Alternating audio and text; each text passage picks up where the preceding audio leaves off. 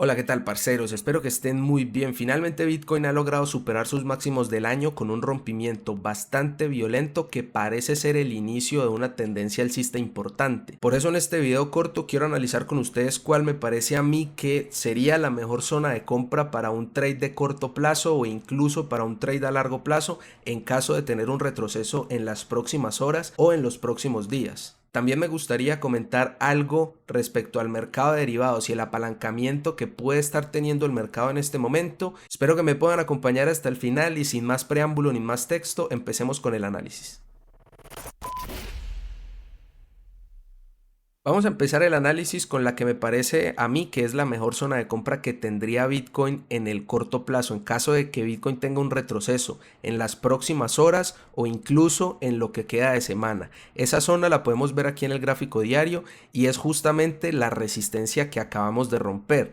Fue resistencia a la parte alta de este rango entre 31 y 31.500 o entre 31 y 31.800 más bien, y esa sería básicamente la zona donde habría potencial de buen soporte. Fue difícil romper la resistencia, esperamos que sea difícil romperlo ahora como soporte. Entonces, en caso de tener un retroceso a esa zona desde los 32, creo yo que sería buena zona para comprar, ya que si uno lo pone muy cerca del 31 o incluso por debajo del 31, puede que incluso el precio no alcance a llegar ahí a tomar tu orden. Creo que sería una buena zona fácil de gestionar en caso de esperar un buen patrón de reverso y un stop loss máximo a los $30,000. Creo que tendría muy buen riesgo-beneficio teniendo en cuenta hasta dónde podría subir este movimiento. Algo muy claro que sí tengo que decir es que no le apostaría a que bajara a esta zona, es decir, no shortearía Bitcoin ni en 33 ni en 34 esperando la caída a 32. La razón es muy simple. Lo que ocasionó esta caída tan violenta fue precisamente esas posiciones en corto que se acumularon y que fueron castigadas. Cuando liquidaron esas posiciones en corto, el mercado tuvo una subida importante. Entonces, un riesgo de entrar ahora en posiciones en corto es precisamente eso, que te estás volviendo parte de esa carnada que podría seguir aumentando los precios con compras forzadas. Entonces, dejando claro que no le apostaría en contra a Bitcoin si por alguna razón tenemos un retroceso a 32 o incluso 31.531, creo que sería una buena oportunidad para una compra de corto plazo o incluso de largo plazo para esa persona que decidió o que no quiso comprar por debajo de $30,000. Creo que podría ser una de las últimas oportunidades en caso de que este movimiento, que parece ser el inicio de una tendencia alcista importante, sea confirmado en las próximas semanas. Para identificar las resistencias y posibles zonas de tomas de beneficio, principalmente para posiciones apalancadas, posiciones de corto plazo, hemos destacado en el directo de ayer dos, principalmente $38,000, que es el objetivo mínimo que te pinta este rango, que tenía una magnitud de $6,000, y pues eso básicamente nos da un objetivo cercano a 38. Y principalmente la resistencia más fuerte que tenemos, al menos la siguiente, sería $42,000, que sería el 50% de retroceso de Fibonacci de todo el mercado bajista que tuvimos, y pues también coincide con un punto pivote importante en el pasado. Entonces, tener en cuenta esas resistencias 38 y 42 creo en mi opinión que son las más importantes, pero en 36 tenemos otro nivel de Fibonacci, el de 38%, que podría actuar como una resistencia intermedia. Creo que podría ser una zona donde si Bitcoin en las próximas 24 horas o 48 horas no retrocede a 32 y vuelve a marcar un nuevo máximo, tal vez en el 38% de Fibonacci sí inicie la corrección a 32. De igual manera, no le apostaría en corto a Bitcoin.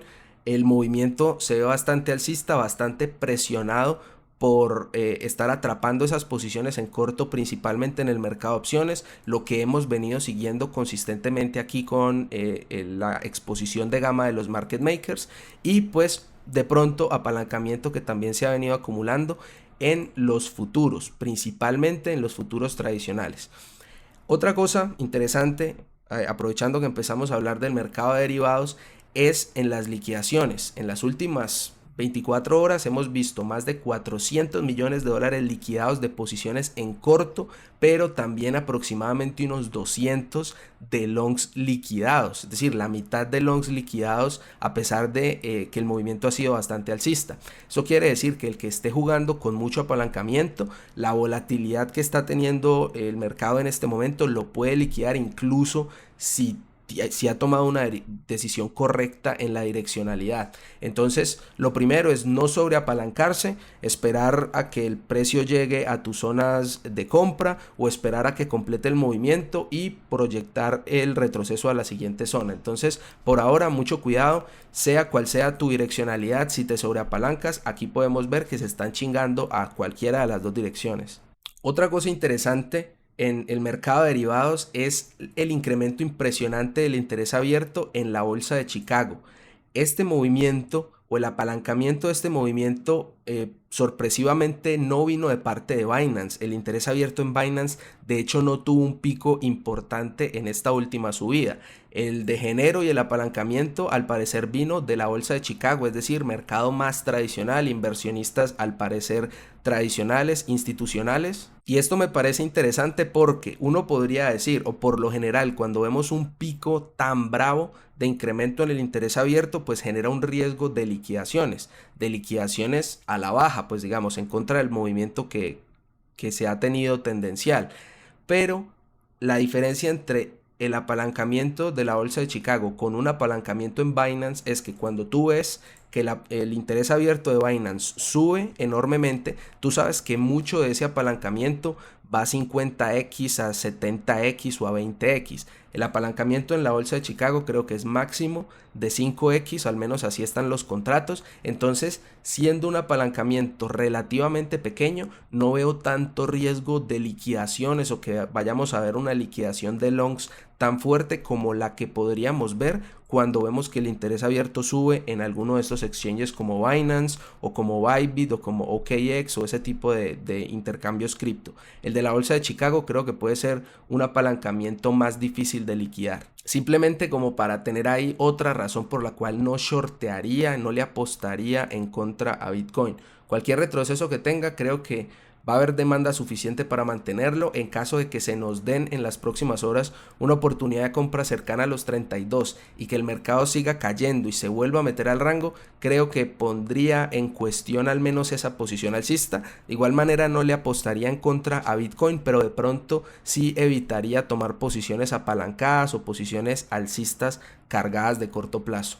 Eso es lo que quería compartirles el día de hoy, un análisis realmente corto, espero que les haya parecido buena información. Si fue así, como siempre, me podrían ayudar reventando el dedito arriba, que le ayuda muchísimo al canal, y no se olviden de suscribirse y darle a la campanita para que no se pierdan los próximos análisis. Cuídense y nos vemos en una próxima oportunidad.